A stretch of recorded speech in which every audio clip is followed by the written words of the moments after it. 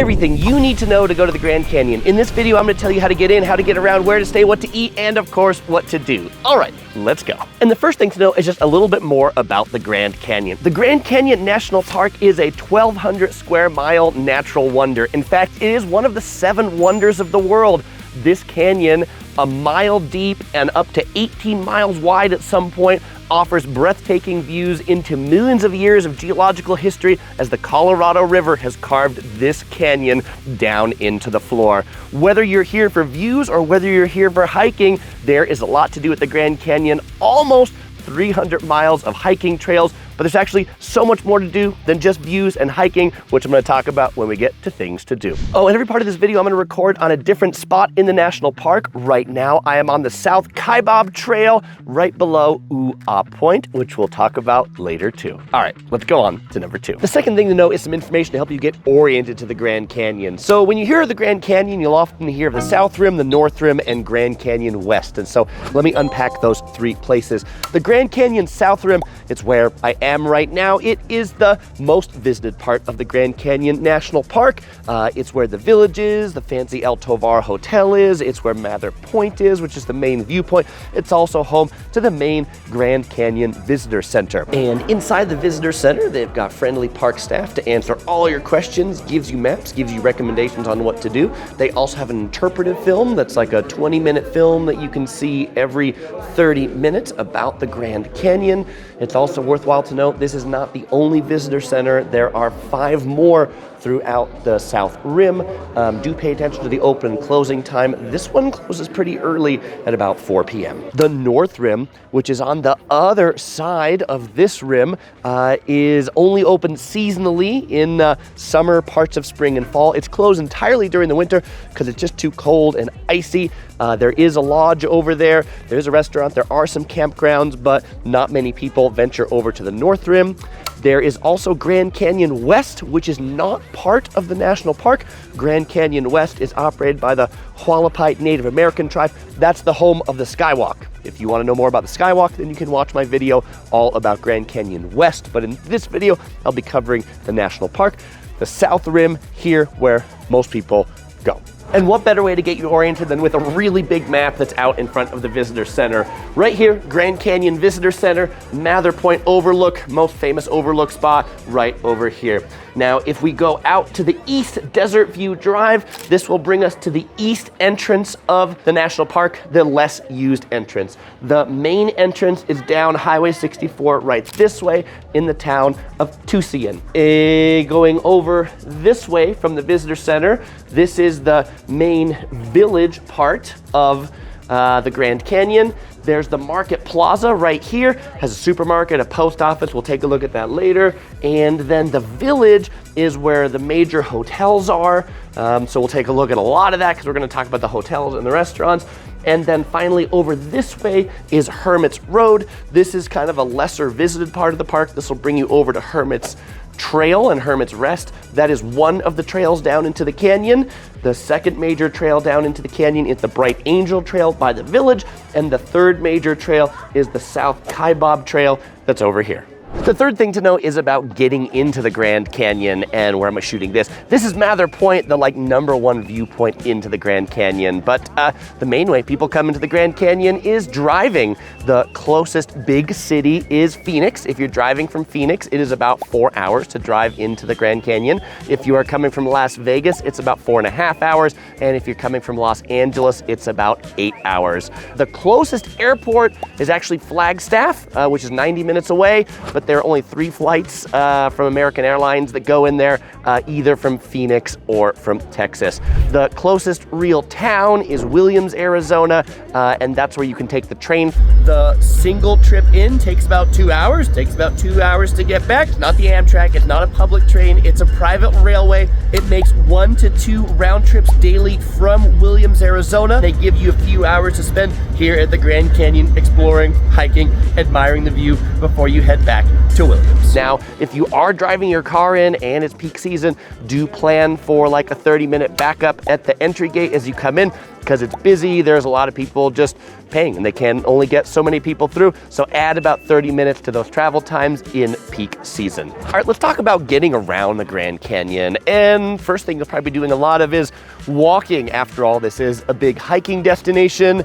Around the visitor center, a lot of attractions are walkable. Also around the village, a lot of attractions are walkable, but this place is really big. So beyond that, you will need more than your feet to help you get around. Bicycling is also a great way to get around the Grand Canyon. There's lots of good bike trails. There's often places to lock up your bike, and you can rent bikes at the Grab and Go bike rental and coffee shop right by the visitor center. They have regular bikes and they have e-bikes too.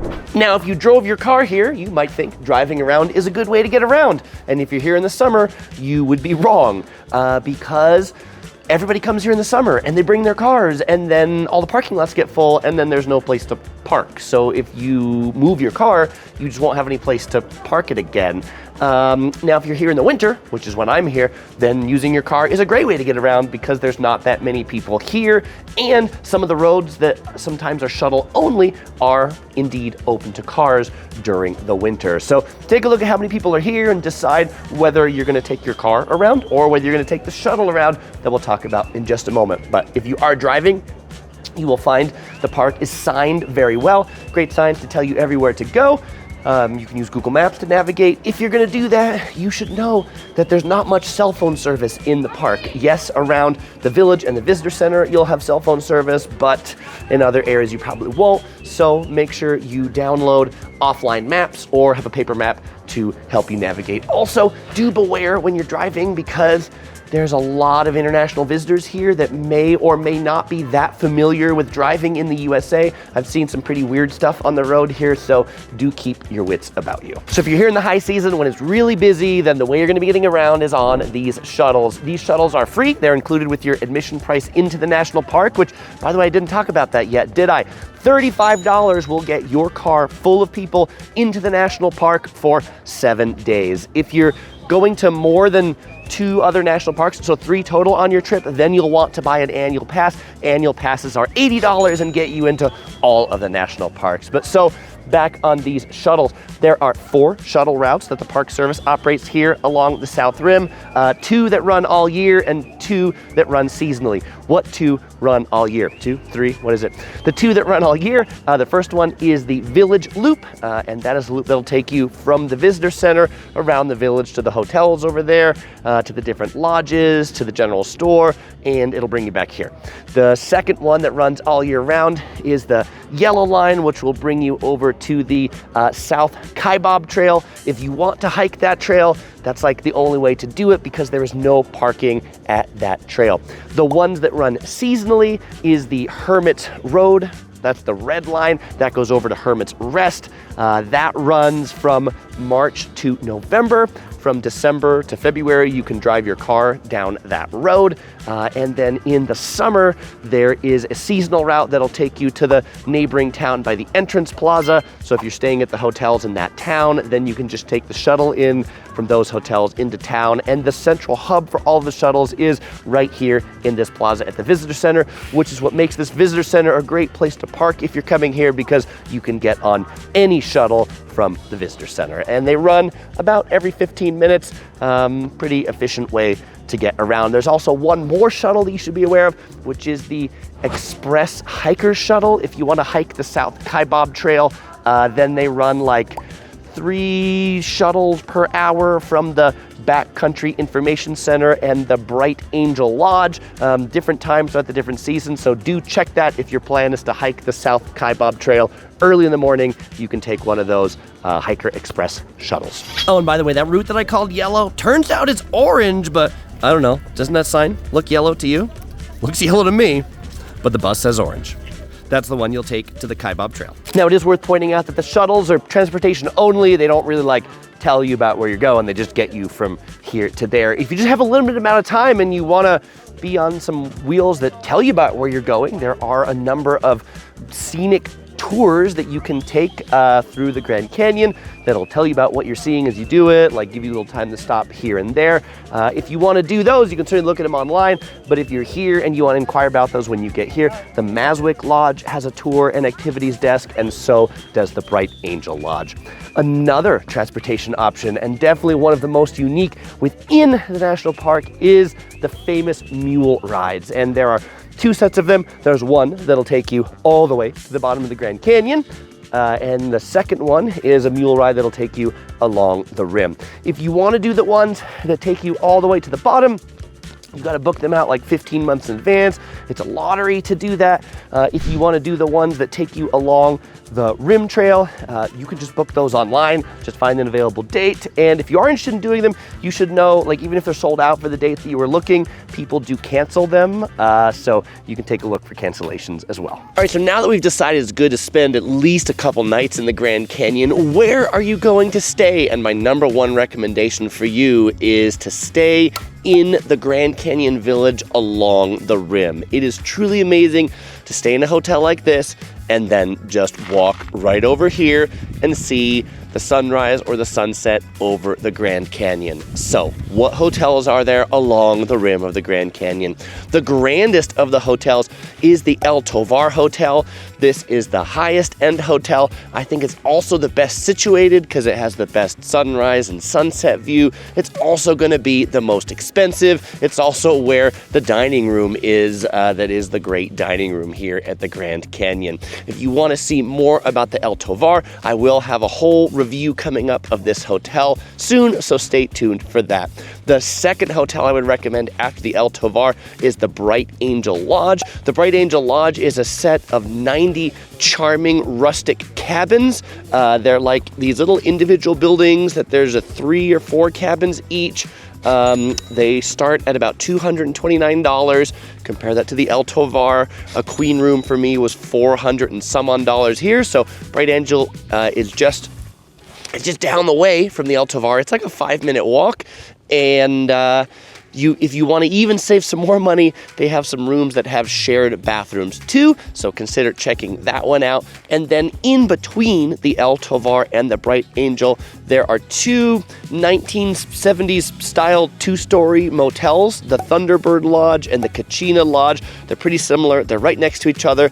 They don't have any food or restaurants inside, and actually if you stay at those, you check in at either the El Tovar or the Bright Angel, but I'd recommend those because their location is quite good. Another lodging option to consider, particularly if you've got big families, is the Yavapai Lodge. This one is located at the Market Plaza, so it's a little bit a ways off the rim. This is similar to the Bright Angel Lodge in that you check in at the lobby and then you go to various buildings where your rooms are. But what's unique about the Yavapai Lodge is they have these family rooms that have bunk beds that are twin over queen. So if you've got a large family, you can get like 2 queens and 2 twins all in the same room. Lots of places for people to sleep. The Maswick Lodge is another hotel option. This one's pushed back from the rim a little bit, so no views here. The rooms do have balconies, but they basically just look out at other buildings, so you'll find the rate here to be cheaper.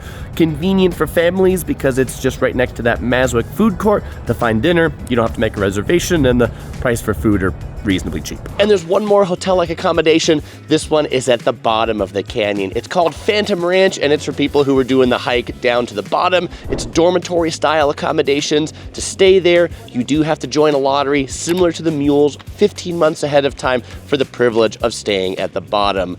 Note, at the time of making this video, they're actually closed, so stay tuned for when that reopens so you can get in on the lottery if that's something you're interested in. But what about if you don't want to stay in a building? What if you want to camp? Well, there are 4 main campgrounds along the top of the South Rim that you don't need any special permits to stay at, just a reservation. The Mather Campground is open all year. There's a RV campground that has RV hookups, and then there's 2 more that are only open seasonally. Do make a reservation ahead of time. Now, what if you want to camp in one of the campgrounds that's a little more rustic? Well, if you want to do backcountry camping, either along the rim where you can't drive your car to, that you have to hike to the campground, or below the rim where you want to camp along the bottom, then you need to get a special backcountry permit for it. There's a special process for that, so do go ahead and check that out if you're so inclined to do some rustic camping. And if none of those options are good for you and you want to stay in some more name brand hotels, you have a few options outside of the national park. In the neighboring town of Tucson, there's a few hotels right out there.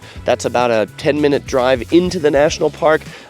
Or you can stay about an hour away in the town of Williams, or you can stay about 90 minutes away in the town of Flagstaff. Those are the town lodging options outside the park. The next thing to know is about when to go to the Grand Canyon. And definitely the busiest season is the summer season, but the summer season is also going to be the hottest season, where you'll be able to do the least amount of hiking and outdoor stuff because the heat is just going to be so oppressive. So the best times to come are really spring and fall. The weather is going to be a lot better. It's still going to be busy, but the heat won't be quite as oppressive. If you want to get away from the crowds, come here in the winter. I'm here in December, and it's me in the Grand Canyon right here. Actually, I'm here during Christmas to New Year's, which this week or two is actually pretty busy, but the first couple weeks of December, January and February are really quite unbusy. That's where you'll find the lowest room rates. That's where you'll find the park to yourself. That's where you'll find you can drive the most around. But you may run into snow. You may find it icy. You may even find the roads are closed if it's snowing. If you run into that case and you need to get in the park and it's snowing, then the only way to get here if the roads are closed is to take the train from Williams, Arizona. That thing runs rain, shine, or snow. All right, so now that you know when to go, how long should you spend at Grand Canyon National Park? Well, really depends on the things that you want to do, but most visitors just come in for a day trip, maybe even just for a couple hours. They come in, they come to Mather Point, they look at the view, they admire the Grand Canyon, and then they drive on. I'd recommend that you spend 2 or 3 days minimum at the Grand Canyon if you like nature, that is. If you just want to view it, come in, do your 2-hour trip, but there is so much to do. I feel like if you do the 2-hour trip, you'll be like, oh my gosh, I didn't get to see all of these things. On this trip, I'm here for 3 nights, and I felt like there was still more to see that I didn't get to do out of these nights, and so I definitely want to come back, but I guess that's good. If you're doing the North Rim too, and I've seen a lot of people that do that. They do the South Rim and the North Rim, spend a couple nights here. It is a 4-hour drive if you want to go over to the North Rim, but then spend a couple nights over there. If you are doing the hike up and down, that's like 3 full days right there. And then maybe you want to spend some time exploring the top 2. So basically what I'm trying to say, if you didn't get my message here, is really consider more than a day trip to the Grand Canyon.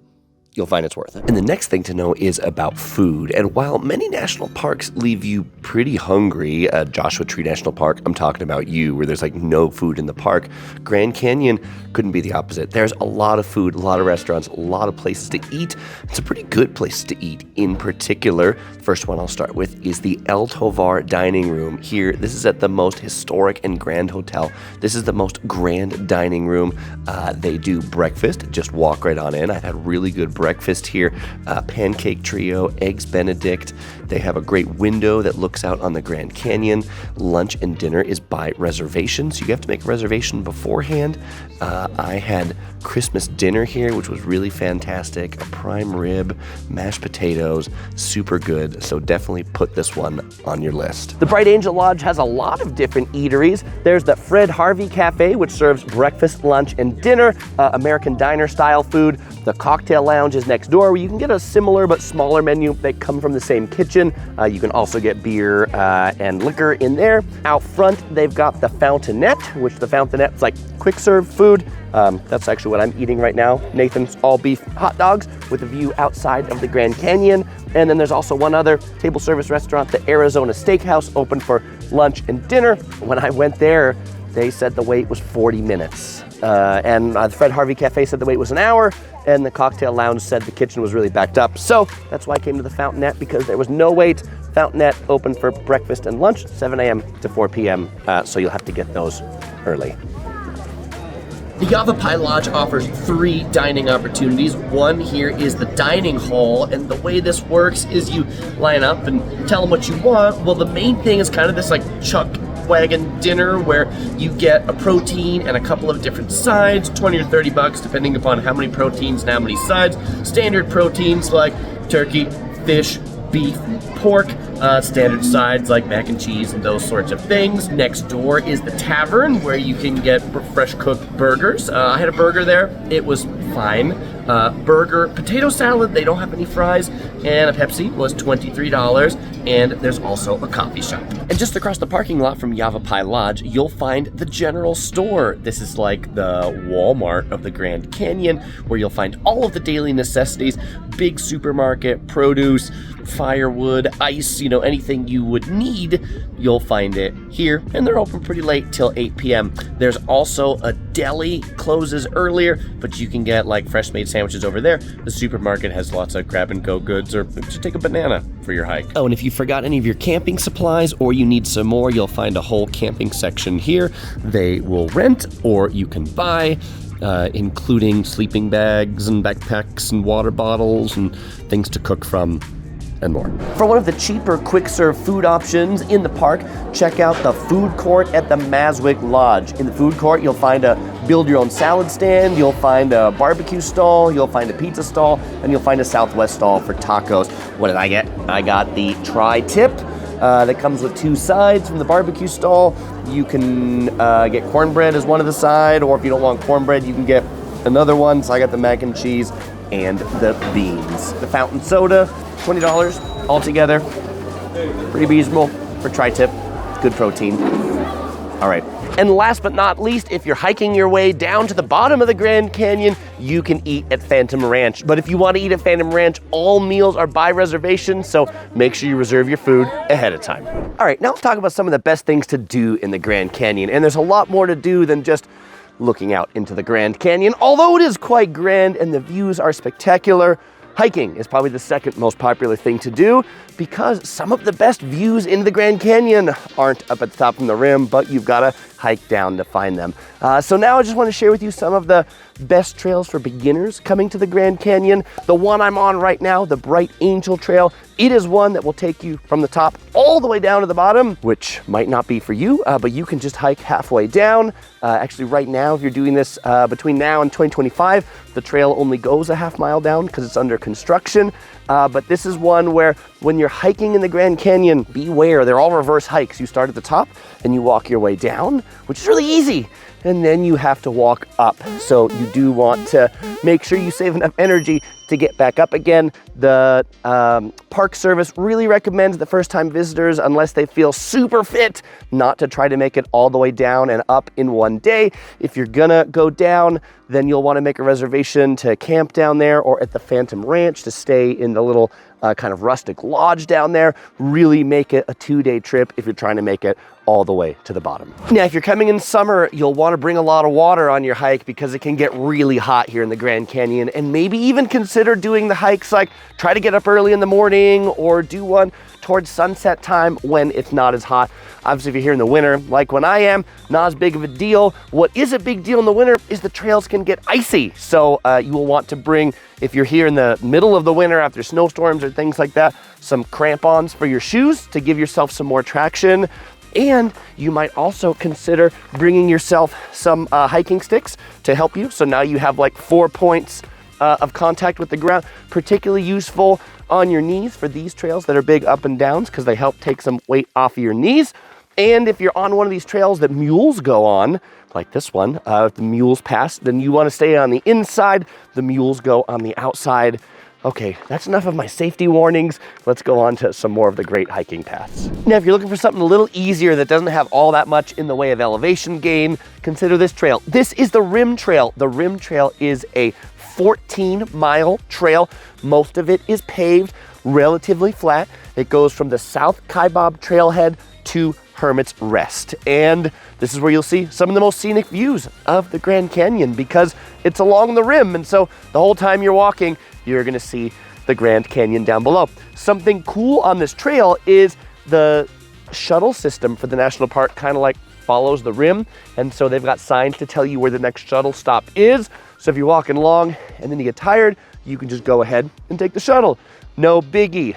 Speaking of shuttles, that'll bring us to our next hike, the Hermit's Trail here at Hermit's Rest. Now, if you can only hike one part of the Rim Trail, I'd suggest you hike the part of the Rim Trail from the Yavapai Geological Museum to the El Tovar Hotel. They call this section of it the Trail of Time, and they've got like some interpretive signage to tell you about the Grand Canyon, how it was formed. They've got some rocks you can touch, and they've got some really neat lookouts, like this one right here that I'm standing on, that have way less people than Mather Point.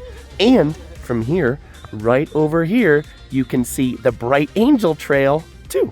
And of course, there's nobody on it since it's closed right now.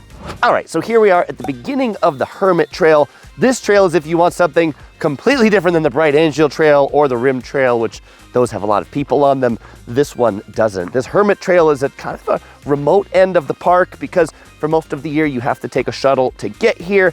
The National Park Service on their entry sign describes this as a steep, unmaintained trail that is washed out in some areas. It'll take you all the way down to the Colorado River, 9 miles. Once again, they don't recommend that you do that in one day. Any trail that you go to here in the Grand Canyon will have little signs right by the front that give you like a map and tell you suggested like round trip times. And as you can tell, as I'm walking along here, there is nobody. I mean, I feel kind of like a hermit too, because I'm walking this trail, looking at the Grand Canyon. I've got this place all to myself, super, super peaceful. The Hermit's Trail also has good amenities right at the trailhead. You will find pit toilets, no running water to wash your hands. You will also find the Hermit's Rest gift shop, this building from 1914 that this area is named after. That's why it's called Hermit's Rest, because of this rest building. It's a gift shop today, and it also sells some food. No hot food, just kind of cold sandwiches, chips, drinks, and ice cream. Another trail you might want to consider if you're heading down into the canyon is the South Kaibib Trail. This trail you do have to take one of the shuttle buses to. There's no parking lot here, but when you do get here on the shuttle, there are some pit toilets and water bottle filling stations. This trail will take you all the way down into the canyon. There's a suspension bridge you can cross, and you can go up the other side on the North Kaibib Trail. That's not what I recommend you do if you're just a beginner, kind of like me, on these things. Where I'd recommend you go is down to Ooh-Ah Point, where there's great views of the canyon from there. Or if you're even more adventuresome, go down another hour or so to Cedar Ridge. There's some toilets at that part, and that makes a good turning around point for a day hike down this trail. Now, if you are going to do the South Kaibib Trail, once again, I do recommend some hiking sticks. Many of the people on the trail that look like they know what they're doing have them. It can be steep at times and slippery at times. I've seen a few people go like, but I'll tell you, I see most people, they do stop at Ooh-Ah Point and don't keep coming down. I didn't make it all the way to the Cedar Ridge, Cedar Point view section, but if you make it just a little farther down, then you can get some amazing views down in the canyon. So, you know, make it at least another 10 minutes down further than Ooh-Ah Point if you can, for really the actual Ooh-Ah views turn out to be down here. One of the classic things to do is to see the sunrise or the sunset, and one of the best places to do that are at the various points. Here at Mather Point, this is a classic sunrise and sunset spot. You can see right there, the sun is just gonna be gone there in the canyon, and it starts to light up different colors, but do plan to be here with a lot of people, because this is the spot that most people come just to see the Grand Canyon once, take their selfie, and keep going.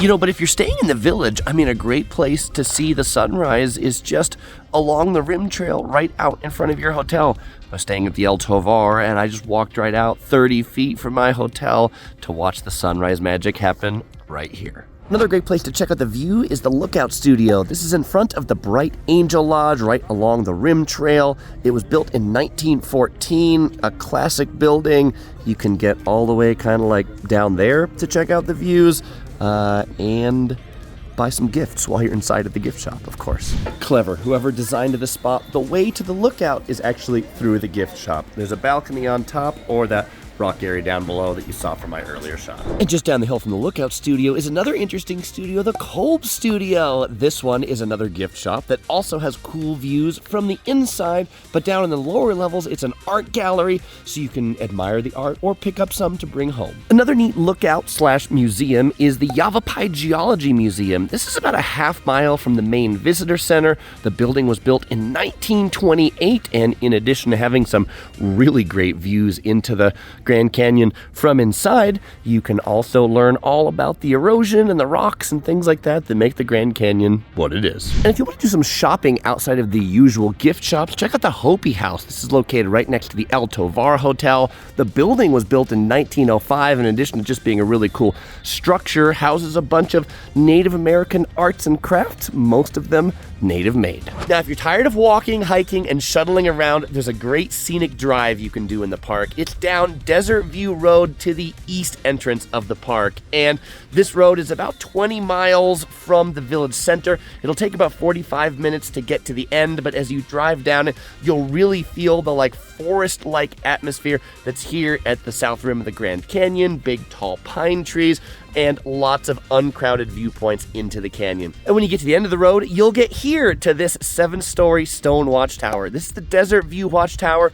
and you can actually go all the way up to the top to check out the views from up there. You do need a ticket. The tickets are free. They're time tickets. You do have to stand in line to get the tickets inside. At the base of it, there's a gift shop, also an information center. You'll also find really great views of the Grand Canyon from here. In fact, the viewpoint right in front has some of the best views I've seen of the Colorado River from the national park. There's also a Native American gift shop here, and you'll find a market and deli. It's kind of a small version of the general store that we saw before, but great to stock up on supplies if you need it while you're out here. There's also a campground, and the only gas station in the national park is here in the Desert View area. Oh, and in that market, in addition to snack foods, you can also get fresh made sandwiches at the deli too. And the last thing to know is I've got more videos. If you're going to Zion National Park, which is the third most visited national park right after the Grand Canyon at number 2, you might enjoy checking out this video. Or you might enjoy my video of Death Valley National Park, a much overlooked national park, but they shot a whole bunch of scenes from Star Wars there, and it's pretty cool too.